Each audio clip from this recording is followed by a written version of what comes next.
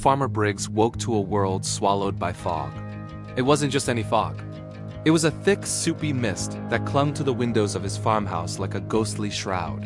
His old dog Buster, a scruffy terrier mixed with more courage than sense, was already at the door, whining and scratching, his tail thumping an anxious rhythm against the wood. Briggs pulled on his worn boots, grabbing a heavy coat. All right, boy, I'm coming," he grumbled, his voice a low rumble in the quiet house. What could possibly have Buster so worked up on a morning like this? As soon as he opened the door, Buster shot out into the milky whiteness, barking frantically. Briggs couldn't see more than 10 feet in front of him. The familiar shapes of his barn, the fence line, even the ancient oak tree at the edge of his property, were all gone, erased by the fog. "Buster, get back here," he called out, his voice sounding muffled and small. But the barking only grew more distant, pulling him forward. With a sigh of resignation, Briggs stepped off the porch and followed the sound, his hand gripping a sturdy walking stick. The ground was damp and soft underfoot.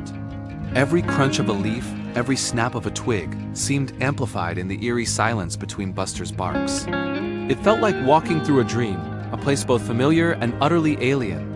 He called for Buster again and again, but the only response was that persistent, urgent barking.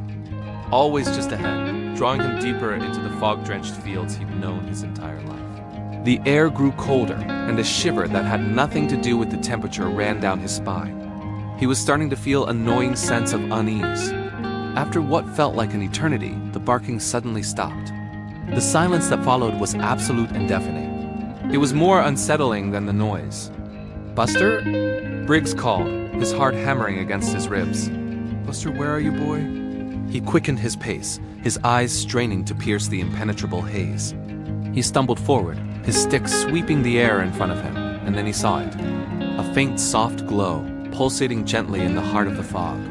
He moved toward the light, his boots making no sound on the damp earth. The glow grew brighter, casting long, dancing shadows that played tricks on his eyes. And then he saw Buster. The dog was standing perfectly still, not making a sound, his gaze fixed on the source of the light. Briggs followed his dog's stare, and his breath caught in his throat. What he saw froze him to the spot, his mind struggling to comprehend the impossible sight before him. Floating a few feet above the ground was a shimmering sphere of light, about the size of a hay bale. It wasn't electric and it wasn't fire. It was something else entirely. Inside the sphere, intricate patterns of color swirled and folded in on themselves, like a kaleidoscope of liquid rainbows. It emitted a low, resonant hum, a sound that vibrated deep in his chest. It was beautiful, mesmerizing, and utterly terrifying all at once. It felt ancient and intelligent. He and Buster stood there, two small, earthbound creatures in the presence of something beyond their understanding.